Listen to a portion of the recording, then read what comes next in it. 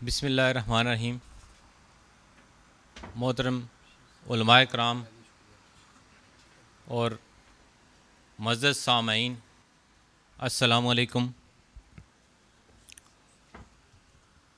कि मोहम्मद से वफ़ा तूने तो हम तेरे हैं, ये जहाँ चीज़ है क्या लोहो कलम तेरे हैं।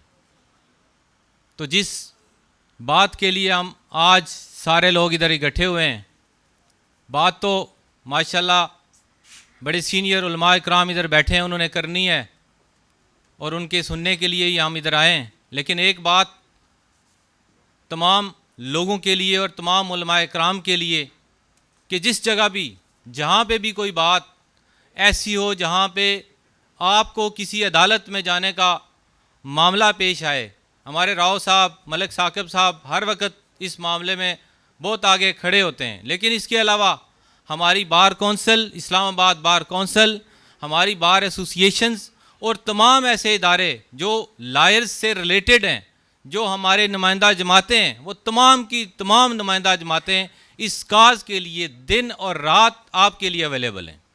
और इंशाअल्लाह जब भी किसी वक्त भी आपने हमें आवाज़ दी तो किसी मौके के ऊपर भी, चाहे वो सुप्रीम कोर्ट हो, हाई कोर्ट हो, डिस्ट्रिक्ट कोर्ट हो, पूरे मुल्क में कोई भी अदालत हो, तो आप इंशाअल्लाह हमें किसी सूरत में भी पीछे नहीं पाएंगे।